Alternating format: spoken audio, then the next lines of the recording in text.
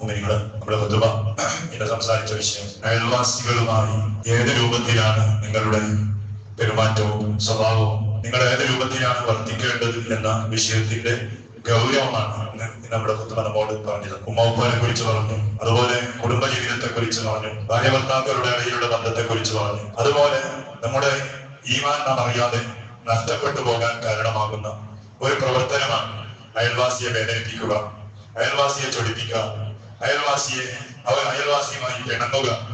ഇതൊക്കെയും ഒരു മുഅ്മിനായ മനുഷ്യന്റെ ജീവിതത്തിൽ ഉണ്ടാകാൻ പാടില്ലാത്ത വിഷയമാണ്. അത് പറഞ്ഞു, ഇന്നല്ലാഹ യഅ്മുറു ഇന്നല്ലാഹ അമറക്കും ബിസ്മില്ലത്തിൽ ജാരി വൽ ഇക്റാം. ഓ മുഅ്മിനീങ്ങളെ, അല്ലാഹു നിങ്ങളോട് കൽപ്പിക്കുകയാണ്, ബിസ്മില്ലത്തിൽ ജാരി വൽ ഇക്റാം.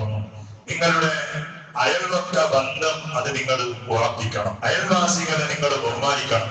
ഇത് അല്ലാഹുവിന്റെ നിർദ്ദേശമാണ്. ഖുർആനിൽ പല സ്ഥലങ്ങളിലും അയൽവാസിയുമായുള്ള ആ ബന്ധത്തിന്റെ മഹത്വങ്ങൾ ഖുർആൻ എടുത്തു പറഞ്ഞിട്ടുണ്ട്. ഒരു കുടുംബങ്ങൾ മാത്രം നല്ല ഐക്യത്തിലും റാഹത്തിലും സന്തോഷത്തിലും ഉണ്ടായാൽ പോരെ. അയൽവാസികളാണല്ലേ നമുക്കൊരു ബുദ്ധിമുട്ട് വന്നാൽ പെട്ടെന്നായി ഞങ്ങൾക്ക് വിളിക്കാൻ പറ്റിയ ആളാരാണ്? അയൽവാസിയല്ലേ. ഒക്കെ എന്തെങ്കിലും രണ്ട് സമയത്ത് എന്തെങ്കിലും ഒരു അപകടം സംഭവിച്ചു, അല്ലാഹു സലാമത്താക്കട്ടെ, സംഭവിച്ചാൽ നമുക്ക് പെട്ടെന്ന് വിളിക്കാൻ പറ്റിയ ആള് അയൽവാസിയാണ്. ഈ അയൽവാസിയുമായിട്ട് നീ പിണങ്ങിയവനാണെങ്കിൽ, ഈ അയൽവാസിയുമായിട്ട് ബന്ധം വിളിച്ച ആളാണെങ്കിൽ പിന്നെ എന്താണ് നിന്റെ ജീവിതത്തിന് അർത്ഥമുള്ളത്? ഒരർത്ഥമില്ല. അള്ളാഹുവിന്റെ നിർദ്ദേശനമാണ് അവരുമായിട്ട് നല്ല ബന്ധം ഉണ്ടാക്കണം, അവരെ നിങ്ങൾ ബഹുമാനിക്കണം.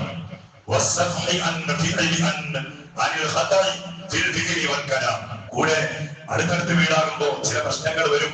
അല്ലെ, വീടിന്റെ ഉള്ളിൽ തന്നെ പ്രശ്നം നടക്കുന്ന കാലത്ത് ജ്യേഷ്ഠനും അനുജനും ഉമ്മയും മോനും ഉപ്പയും മോനും വീടിന്റെ ഉള്ളിൽ തന്നെ പ്രശ്നമാണ്. അപ്പൊ അയൽവാസിയുമായിട്ട് പ്രശ്നം ഉണ്ടാവും, സഹജമാണ്. അങ്ങനെ പ്രശ്നങ്ങൾ വരുമ്പോ നീ എന്താ ചെയ്യേണ്ടത്?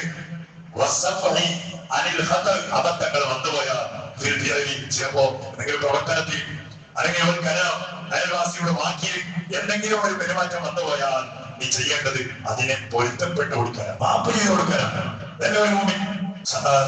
നാമൊക്കെയും സമൂഹമായി ഒന്നിച്ച് ജീവിക്കുന്ന ആളുകളാണ്. സാമൂഹിക ജീവിതമായി മനുഷ്യരെ കുറിച്ച് ഒറ്റയ്ക്ക് ജീവിക്കാൻ പറ്റുന്ന മനുഷ്യരിക്കും. പിന്നെ ജീവിക്കണമെങ്കിൽ വലിയ മഹാനായിട്ട് കാട്ടിൽ പോയിട്ട് പണ്ടത്തെ വോയിസ് തന്നിയ പോലെ ആകണം, അതാളുകളുടെ അങ്ങനെയുള്ള ആ ഒരു കപ്പാസിറ്റി നമുക്കില്ല. നമുക്കൊക്കെ ഇതിന്റെ ഭാര്യ വേണം, മക്കൾ വേണം, കുടുംബം വേണം, അയൽവാസി വേണം, നാട്ടുകാർ വേണം, ചങ്ങായിമാര് വേണം, എല്ലാം ഒന്നിച്ച് ജീവിക്കുന്ന ഒരു ചുറ്റുപാടാണ്. അപ്പോ ബാക്കിയോ പ്രവർത്തനങ്ങളിലോ വല്ല അബദ്ധങ്ങൾ വന്നുപോയാൽ അത് നീ പൊരുത്തപ്പെടിച്ചു കൊടുക്കണം, പൊരുത്തപ്പെട്ടു കൊടുക്കാം. അതാണ് നല്ല സ്വഭാവം.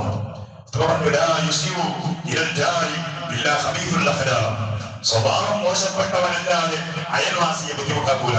അയൽവാസിയെ ബുദ്ധിമുട്ടാക്കുന്നുണ്ടെങ്കിൽ നമുക്ക് മനസ്സിലാക്കാം അവന്റെ സ്വഭാവം പെർഫെക്റ്റ് അല്ല, അവന്റെ നിസ്കാരമല്ല പരിഗണന, അവന്റെ നോമ്പും വിവാദത്തും ഖുർആനത്തും അല്ല പരിഗണന, അവരുടെ സ്വഭാവമാണ്. സ്വഭാവം അല്ലെങ്കിൽ റസൂൽ 3 പ്രാവശ്യം സത്യം പിടിച്ചു പറഞ്ഞതാണ് വല്ലാഹി ലാ യുമിൻ, വല്ലാഹി ലാ യുമിൻ, വല്ലാഹി ലാ യുമിൻ. റസൂൽ 3 തവണ അത്രയും സത്യം പിടിച്ച് പറയണമെങ്കിൽ അത് ഭയങ്കര വിഷയല്ലേ. സ്വഹാബത്ത് ചോദിച്ചു, ആരാണ് നബി ഇത്രയും വലിയ ഗൗരവത്തിൽ നിങ്ങൾ പറയുന്നത്? അപ്പോ അഭിപ്രായങ്ങൾ നിന്നെ കൊണ്ട് നിന്റെ ബുദ്ധി അയൽവാസി ഇപ്പോൾ പേടിയോ എന്താ പറയോ, ചില പറയോ, വേദനിക്കോ, ഭയങ്കര പേടിയാണ്. എപ്പോ കുറിച്ചും നിന്നെ കുറിച്ച് പേടിയാണ്. ഇങ്ങനത്തെ ഒരു അവസ്ഥയാണ് നിന്റെതെങ്കിൽ മുഅ്മിനല്ലാതെ വിശ്വാസിയല്ലാതെ സ്വഭാവം മോശപ്പെട്ടവനാണ് അയൽവാസിയെ പ്രയാസപ്പെടുത്തും. അതിനെക്കുറിച്ച് പറഞ്ഞിട്ടറിയോ?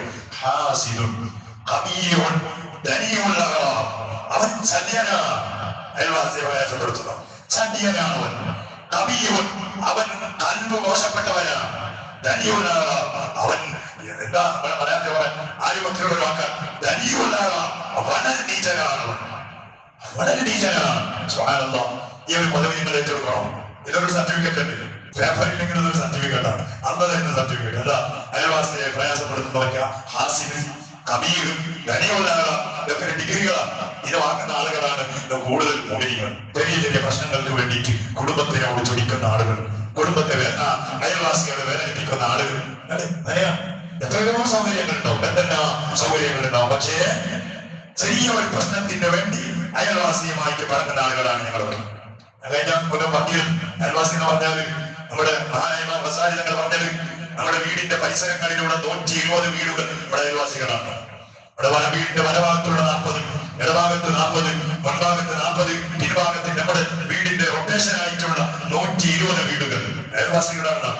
നമ്മുടെ കോമ്പൗണ്ടിനകത്ത് തട്ടിരിക്കുന്ന വീട് മാത്രമല്ല, എല്ലാ അയൽവാസികളാണ്. നോക്കിയാൽ ഓരോ ഏരിയ താങ്ങിയ പറയും, ബിഗ്നാങ് എന്ന് പറയും, TVS എന്ന് പറയും, ചക്രവസ അല്ലെ, കോപ്രവസ എന്ന് പറയും, എല്ലാ അയൽവാസികളാണ് അല്ലെ. എവിടെയുണ്ടാ ബന്ധം? എത്രത്തോളം പറഞ്ഞാൽ 5 വക്ത് നിസ്കരിക്കാൻ പറയും ഞമ്മ പള്ളി ഒരേ സംബന്ധിക്കും. പക്ഷെ നിസ്കരിക്കാൻ പറയുന്ന ആളെ പേര് പോലും അറിയാത്ത ആളുകൾ ഒരു നാട്ടുകാരാണ്. എപ്പോഴും കാര്യങ്ങളായി പള്ളിയിൽ ഒന്നിച്ച് നിസ്കരിക്കുന്നത്, പക്ഷെ ഓരോ പേരെന്താ അറിയാം.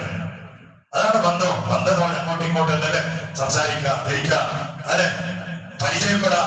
അയൽവാസികളാണ്. കാരണം ഞമ്മ മരിച്ചാൽ നമുക്ക് ദ്വാരക്കാൻ ആളുകളുണ്ട്. നമ്മുടെ മരണം കൊണ്ട് സങ്കടപ്പെടുന്ന ആളുകൾ വേണോ? സങ്കടത്തോടെ പടച്ചവനെ നീ അവർക്ക് പൊരുത്തു കൊടുക്കണേ, എന്റെ അയൽവാസിയാണ്, എന്റെ നാട്ടുകാരനാ, ഒന്നിച്ച് നിസ്കരിച്ചവനാ, അങ്ങനെ ദ്വാരക്കുമ്പോഴാണ് അതിന് മാത്രം. ഇനി എന്ത് വേണം? ഒരു സ്വഭാവം നന്നാകണം. അതുപോലെ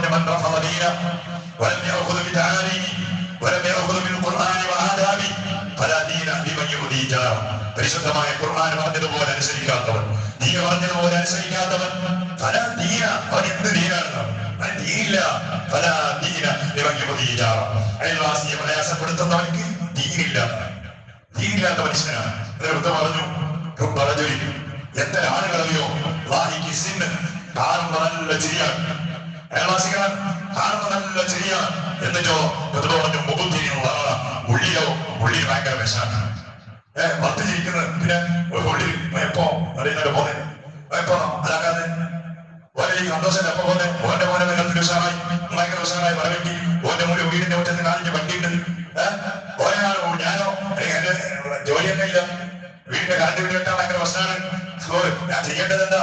ഞാൻ ചെയ്യേണ്ടത് അള്ളാനെ ഓർത്തിട്ട് പടച്ചവനിലേക്ക് ഏൽപ്പിക്കാറുണ്ട്. ഇതല്ല, ഇത് അള്ളാനോട് ഭയങ്കര ജോലിയാണ്. ഓന്റെ കാറ് കാണുമ്പോ, ഓന്റെ വീട് കാണുമ്പോ, ഓന്റെ പരമ്പ് കാണുമ്പോ, ഓന്റെ സന്തോഷം കാണുമ്പോ പത്ത് ഭയങ്കര തിരി അസ്സലാമലൈക്കും. ഉള്ളിലോ മുഖത്തിന് ഉള്ളിൽ ഭയങ്കര വിഷാണ്. ഉള്ളിൽ ഓനെ ശമിക്കാണ്, അനക്കാൻ വേണ്ടി ദ്വാരക്കാണ്. പറഞ്ഞെന്നറിയോ? അവനാണോ ചതിയൻ, അവനാണോ വഞ്ചകൻ. അവനെ കുറിച്ച് ആ ചതി എന്ന് പറയുന്നത് പത്ത് സന്തോഷം ഉള്ളിൽ. അതിന് ആവശ്യമില്ല. ഉള്ളിൽ വിഷാണെങ്കിൽ 10 വർഷം കാണിച്ചാൽ മതിയല്ലേ? അല്ലെ, നമ്മളെ വിശ്വസിച്ചിട്ട് നമ്മളെ ചിരി കണ്ടിട്ട് നമ്മളോട് ഭയങ്കര ഉള്ളിലോ നമ്മൾ എപ്പോ നോക്കിയാലും ചില ആളുകൾ അയൽവാസി നശിച്ചു പോകാൻ താറ്റതിനടക്കം ചെയ്തു വെക്കുന്ന ആളുകൾ പറഞ്ഞതാണ്. താറ്റു നിസ്കാരം അങ്ങനല്ലേ? ഈ നിസ്കാരത്തിൽ പോലും അയൽവാസി അവരെ നശിച്ചു പോകാനും അവന്റെ സന്തോഷം നഷ്ടപ്പെട്ടു പോകാനും ദ്വാരക്കുന്ന ആളുകളുണ്ട്. അള്ളാഹുവിനെ കാക്കട്ടെ. നമ്മുടെ ജീവിതം നന്നാക്കണോ? നമ്മുടെ ജീവിതം നന്നാക്കണം. നമ്മുടെ അയൽവക്ക ബന്ധം നന്നാക്കണം. പണ്ട് കാലത്ത് എത്ര അല്ലെ, നമ്മുടെ ചെറുപ്പകാലത്ത് നമ്മുടെ ചെറിയ പ്രായത്തിൽ നമ്മുടെ നാട്ടിൽ എത്ര പേരുണ്ടായി, എത്ര മക്കളുണ്ടായി, ഓരോന്നും നമുക്ക് പറ്റിയായിരുന്നു. കാരണം അന്ന് കമ്പൗണ്ടില്ല. ഇവിടുന്ന് നമുക്ക് വേറെ പോണെങ്കിലും ഷോർട്ടായിട്ട് പോയിട്ട് എത്തി. ഇന്നല്ല ഓരോ സ്ഥലത്തിൽ ഒരു കമ്പൗണ്ട് ഉണ്ടാവും. അതിനെന്താ കാരണം നമ്മൾ വേറെ പുതിയ റൂട്ടിലേക്ക് പോകണം. അത് 5 മിനിറ്റ് നടക്കുന്ന വഴി ഇന്ന് അരമണിക്കൂർ നടന്നിട്ട് അപ്പുറത്തോണോ? പണ്ടല്ല. പണ്ട് വണ്ടി ഇപ്പൊ എല്ലാ വണ്ടികളിലും ജുമായ. പണ്ട് നാട്ടിൽ ഏതെങ്കിലും ഒരു വാലിൽ മാത്രം ജുമ. 3 കിലോമീറ്റർ 4 കിലോമീറ്റർ ദൂരത്തിൽ നിന്ന് വന്ന ആളുകൾ ആ 4 കിലോമീറ്റർ 1/2 കിലോമീറ്ററായിട്ട് എത്തിയിരുന്നവർ അല്ലെ എല്ലാവരും വീടിന്റെ ഉച്ചത്തിലായി വരാം. ഇന്ന് ഞമ്മ കിട്ടുന്ന കോമ്പൗണ്ട് നമ്മുടെ അച്ഛന്റെ കരിന്റെ മാണം പോലും അപ്പുറത്തെ വരക്കാൻ നിൽക്കാത്ത രൂപത്തിലുള്ള കോമ്പൗണ്ടാണ്. പണ്ട് അയൽവാസി ഞങ്ങളുടെ നല്ലൊരു അങ്ങനെ ആൾക്കാരില്ല, കോഴിക്കരി ഭയങ്കര കുറവാണ്, ആക്കിയ ഭയങ്കര മണാണ്. അതിനൊരു ഇന്ന് കുതുമ പറഞ്ഞു. ഹബീബായ ഞങ്ങൾ അബൂദർ റളിയല്ലാഹു വിളിച്ചു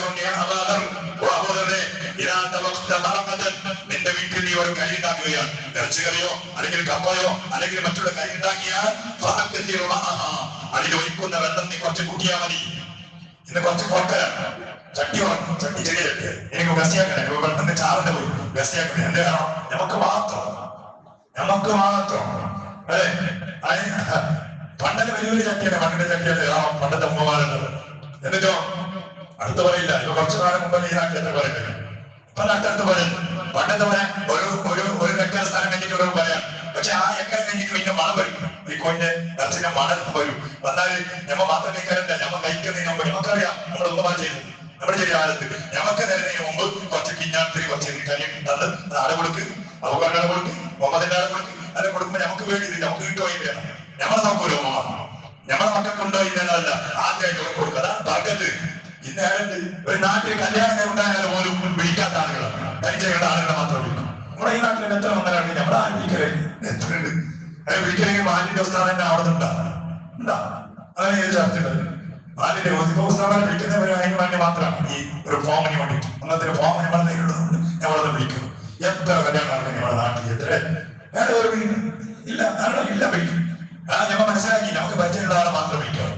നമുക്ക് ഉപകാരം ചെയ്യുന്ന ആളുകളുണ്ട്. അങ്ങനെയാ നമ്മളെന്നെ എങ്ങനെയാണെങ്കിൽ ബാക്കി ഭാവങ്ങളെ വിളിക്കും. ഒരു മകന്റെ മദ്യവ് ആണെങ്കിൽ സദന ഉസ്താദന്മാർ ഓരോ തന്നെ ഈ രൂപത്തിലാണെങ്കിൽ നാട്ടിലുള്ള അറിയാത്ത പാവങ്ങൾ എത്രയുണ്ട്, എത്ര മൊബൈലുകളുണ്ട്, വിളിക്കോ?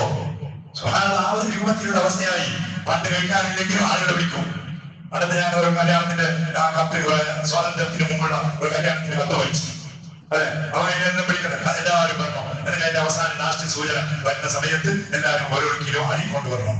കല്യാണത്തിന്റെ ബൈക്ക് വന്നത്തിന്റെ ബൈക്ക് വരുമ്പോ ഓരോ കിലോ അരികൾ കൊണ്ടുവരണം. അപ്പൊ കല്യാണത്തിന് മുമ്പ് എല്ലാവരും അവർ കൊണ്ടിട്ട് കുറച്ച് അരിയെല്ലാം കൊണ്ടുവരും. വന്നത്തിൽ കൂടുതലാണ്. എന്തൊരു സന്തോഷത്തിലാണ്. ഇന്ന് നിയമത്ത് കൂടി ഏടന്റെ ബന്ധങ്ങൾ ഒഴിഞ്ഞു, സന്തോഷങ്ങൾ ഒഴിഞ്ഞു. അബൂദർ തങ്ങളോട് പറഞ്ഞു, അബൂദറെ എന്റെ വീട്ടിൽ നീ ഒരു കരി ഉണ്ടാക്കുന്നുണ്ടെങ്കിൽ അതിന്റെ വെള്ളം നീ കുറച്ച് അധികരിപ്പിച്ചോ, എന്നിട്ടോ അതിന് നിന്റെ അയൽവാസികൾക്ക് നീ ഓഹരി ചെയ്തോ. സയ്യിദുനാ റസൂലുള്ളാഹ് തങ്ങൾ പഠിപ്പിച്ച ആദർശം ആരോട്? അബൂദർ തങ്ങളോട് പറഞ്ഞ സഹിയായ ഹദീസാണ്. ഇതാണ് മുഅ്മിനീങ്ങളുടെ വാക്ക്. ഇതൊക്കെയും നഷ്ടപ്പെട്ടു പോയപ്പോഴാണ് നമുക്ക് ബർക്കത്ത് നഷ്ടപ്പെട്ടു പോയത്, സന്തോഷം നഷ്ടപ്പെട്ടു പോയത്. ഇല്ല, ഒരു ബന്ധവും ഇല്ല. അയൽവാസിയുടെ പേരെന്താണെന്ന് പോലും അറിയില്ല. അയൽവാസി അവിടെ രോഗിയാണോ അല്ലെ അറിയില്ല. ഏത് നാട്ടുകാരോ അതിന് ചോദിക്കുമ്പോഴാണ് അവിടെ ഒരാൾ കണ്ടത്തിലുണ്ടാണ്. നമ്മുടെ പണ്ട് തൊട്ടാൽ തന്നെ ഉള്ളതാണ് നമുക്കറിയുന്നപ്പോ. പിന്നെ ഒരു നാട്ടുകാരനെ വന്നിട്ട് ചോദിക്കുമ്പോൾ ഇങ്ങനെ ഒരാൾ കണ്ടത്തിലുണ്ട്, അയാൾ ഒരേ ആൾ ചോദിക്കുമ്പോൾ ഒരാളുണ്ടോ? നമുക്ക് സമയമില്ല.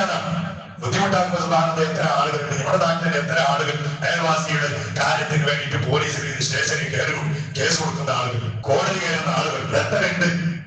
എന്തിനാണ് എന്തിന് മരിച്ചപ്പോൾ ആരെങ്കിലും കൊണ്ടുപോയ സ്ഥലം, ആരെങ്കിലും കൊണ്ടുപോയ നമ്മുടെ വരമ്പ്, നമ്മുടെ വീട്, ഈ ആവശ്യത്തിനാണ് സ്ലാബിൽ വീട് പറഞ്ഞാൽ പറയാതുകൊണ്ട് മഴക്കാലം വരുമ്പോ നമ്മുടെ സ്ലാബിന്റെ വെള്ളം പിന്നീട് ചെറിയ സ്ഥലത്തേക്ക് പോകും. അതിന്റെ പേര് കേസ് എന്താക്കാൻ പറയേണ്ടി കാര്യം. അതിനുവേണ്ടി ഇപ്പൊ പഞ്ചായത്തിലെ കുറച്ച് റൂൾസ് എല്ലാം കൊണ്ടുവന്നു. അല്ലെ, നിന്റെ തൊട്ടല്ല 3 വീട്ടിൽ അപ്പുറത്ത് വേണം സ്ഥലം, ഇപ്പുറത്ത് ഈ വെള്ളം പോണ്ടേ. അത് ഇല്ലാത്താണ് 2 സ്ഥലത്തിന് സ്ഥലമാണ്. 2 സ്ഥലത്തിന് ഭൂമി പൊരകെട്ടിയതാണ്. അതിന്റെ വെള്ളം ഇട പോകാൻ അപ്പത്തന്നെ അതാന്റെ ഭൂമിയല്ലേ. അതിന് വേണ്ടിയിട്ട് കടക്കണം. അതിന് വേണ്ടിയിട്ട് എന്തെല്ലാം കാര്യങ്ങളാണ്. മഹാനായ റസൂലുള്ളാഹി ഞങ്ങളുടെ പ്രിയപ്പെട്ട പേരക്കുട്ടിയായ സയ്യിദുനാ ഹസൻ റളിയല്ലാഹു അൻഹു. ഹസൻ റളിയല്ലാഹു അൻഹുവിന്റെ അയൽവാസി ഒരു യഹൂദിയായ മനുഷ്യനായിരുന്നു. അയാളുടെ ബാത്റൂമിന്റെ പാത്രം കഴുകി അതുപോലെയുള്ള ബാത്റൂമിന്റെ വെള്ളന്റെ വെളുത്തറിയോ മഹാനായ ഹസൻ തങ്ങളുടെ പരമ്പരക്കാണ്. പക്ഷെ ഈ അവധിക്ക് അറിയില്ല എന്റെ ഈ പ്രവർത്തനം കൊണ്ട് അയൽവാസിക്ക് പ്രയാസമാണ്. പക്ഷെ ഹസൻ തങ്ങൾ ഒന്നും കൊണ്ടില്ല, അല്ലെ വെള്ളല്ല. അങ്ങനെ വന്നവരുടെ അവസാനം എന്തായി? ഇതിന്റെ വെള്ളം കെട്ടി നിന്നിട്ട് ഹസൻ തങ്ങളുടെ ചുമർ വെള്ളം പോലെ നിൽക്കുമ്പോ ഇപ്പത്തെ വന്ന് കറിന്റെ ചുമരല്ല, പണ്ടത്തെ ചുമരുണ്ട്, അതാണ് നിന്നിട്ട് ചുമർ അതിന് വീണപ്പോഴാണ് അയൽവാസിയുടെ യഹൂദിയായ മനുഷ്യന്റെ ഭാര്യ ഇത് വീണപ്പോ ഇങ്ങനെ വന്ന് നോക്കാൻ വേണ്ടി വന്നപ്പോ സുബ്ഹാനല്ലാഹ് ആ പെണ്ണ് കണ്ടിട്ട് അത്ഭുതമായി. കാരണം ഇത് അറിയാൻ കാരണം പെണ്ണ് മനസ്സിലായി ഞങ്ങളുടെ വീട്ടിൽ നിന്ന് വരുന്ന കച്ചാവ് വെള്ളം നേരിട്ടാണ്. പോയിട്ട് ഭർത്താവിനോട് പറഞ്ഞു, ചരിത്രാണ്. ഭർത്താവിനോട് പറഞ്ഞു, ഭർത്താവിന് ഭയങ്കര വേദനയായി. വന്നിട്ട് നോക്കുമ്പോ സുബ്ഹാനല്ലാഹ് ഭർത്താവ് യഹൂദിയായ മനുഷ്യനാണ്. വന്നിട്ട് ഹുസൈനോട് ചോദിച്ചു, അല്ല അയൽവാസി നിങ്ങൾ പറയണ്ടേ, ഇത്രന്റെ പ്രയാസങ്ങൾ ഞങ്ങളെ കൊണ്ട് നിങ്ങൾക്ക് ഉണ്ടാവുമ്പോ നിങ്ങൾ എന്തുകൊണ്ടെന്ന് പറഞ്ഞില്ല? മഹാനായ മറുപടി, അങ്ങനെ ചെയ്യാനാണല്ലോ എന്റെ നേതാവിന്റെ ഉപ്പാപ്പയായ റസൂലുള്ളാഹി എന്നോട് പഠിപ്പിച്ചത്. അത് പറയാൻ നിങ്ങളെ പ്രയാസപ്പെടുത്താനല്ല. അത് പരിവാസികളുണ്ട്. എനിക്ക് നിങ്ങളെല്ലാവരാണ്, നിങ്ങൾക്ക് ഞാനെല്ലാവരാണ്. നിങ്ങളെ പ്രയാസപ്പെടുത്തിയാൽ വേറെ സൗകര്യം നിങ്ങൾക്ക് ഇല്ലാത്ത ഉടനെ ചെയ്യുന്നത്. അതുകൊണ്ട് എന്റെ അമീൻ എന്റെ ഉപ്പാപ്പനെ പഠിപ്പിച്ചു, അത് ഞാൻ ചെയ്യാറാണെന്ന് പറയുമ്പോ ആ മനുഷ്യൻ ഇസ്ലാം സ്വീകരിച്ചു. ഞങ്ങളുടെ ഒരു സ്വഭാവം കൊണ്ട് മുസ്ലിമായ മനുഷ്യൻ അയാളുടെ ഭാര്യയും ഇതാണ് ഇസ്ലാം എന്ന് പറഞ്ഞാൽ മനസ്സിലാക്കിയില്ലെങ്കിൽ ഭയങ്കര പ്രയാസം. ഇങ്ങനെ പറയുന്നത് പക്ഷേ നമുക്ക് എന്താ മാറ്റണ്ടാവും? നമ്മുടെ ചൊടി ഇങ്ങനെ കൂടാന്നല്ലാതെ, നമ്മുടെ വൈരാഗ്യം ഇങ്ങനെ കൂടാന്നല്ലാതെ ചെയ്യാൻ പാടില്ല. നമ്മൾ ആരെങ്കിലും അങ്ങനെ പ്രയാസപ്പെടുത്തുന്ന ആരെങ്കിലും അയൽവാസികളെ പ്രയാസപ്പെടുത്താൻ നമ്മൾ നിർത്തണം. ചിലപ്പോ അവർ നല്ല മനസ്സോട് പറയൂല, പക്ഷെ നമുക്ക് മനസ്സിലാവാൻ നമ്മൾ ചെയ്യുന്ന ബുദ്ധിമുട്ട് അത് ചെയ്യാൻ പാടില്ല. അങ്ങനെ പിന്നൊരാൾ ചെയ്യുന്നതിന് സഹിക്കാം. അതാണ് അള്ളാന്റെ അടുത്ത് വലിയ നല്ല കിട്ടാൻ കാരണം. അള്ളാഹു നമുക്ക് ഈമാൻ നൽകുമാറാകട്ടെ. അറിയാത്ത കാര്യങ്ങളിൽ വല്ല അബദ്ധങ്ങൾ, അയൽവാസികളെ പ്രയാസപ്പെടുത്തുന്ന വാക്കുകൾ, നോട്ടങ്ങൾ, അല്ലെങ്കിൽ വല്ല പ്രവർത്തനങ്ങൾ നമ്മുടെ ജീവിതത്തിൽ വന്നു പോയിട്ടുണ്ടെങ്കിൽ അള്ളാഹു നിന്റെ പതിവുകൊണ്ട് ഞങ്ങൾക്ക് അത് വിട്ടുപോയിട്ട് മാപ്പാക്കി തരണേ. അല്ലോ ഒരുപാട് ആളുകൾ നമ്മുടെ അയൽവക്കക്കാരിൽ പലരും മരിച്ചുപോയല്ലോ. ഞങ്ങൾ കണ്ട ആളുകൾ, ഞങ്ങളുമായി ഒന്നിച്ചിരുന്ന ആളുകൾ, സംസാരിച്ച എത്രയോ പ്രായമുള്ളവരും ചെറുപ്പക്കാരും മരിച്ചുപോയി. വളച്ചോനെ ഇന്നും ചിലപ്പോഴി ഫാത്തിമ എന്നവരുടെ ഉമ്മ മരിച്ചു. നമ്മൾ നല്ലോണം സ്നേഹിക്കുന്ന ഒരു ഉമ്മയായിരുന്നു. മാഷാ അല്ലാഹ്. രാവിലെ 8 മണിക്ക് മരണം, ജമാഅത്ത് മുമ്പായിട്ട് അമ്മ ഇതൊക്കെ നിസ്കരിച്ച് വന്നതാണ്. മാഷാ അല്ലാഹ്. നല്ല മരണം. അങ്ങനെ എത്രയോ നല്ലവരായ ഉപ്പമാർ മരിച്ചുപോയപ്പോ അയൽവാസികളും നാട്ടുകാരും അവർക്കെല്ലാം നീ പൊരുത്തു കൊടുക്കണേ റഹ്മാനെ. അവരുടെ ആ നല്ല സ്വഭാവം നമ്മുടെ ജീവിതത്തിലും അത് ശീലമാക്കാനുള്ള തൗഫീഖ് ഞങ്ങൾക്ക് നീ നൽകണേ അല്ലാഹ്. ആമീൻ.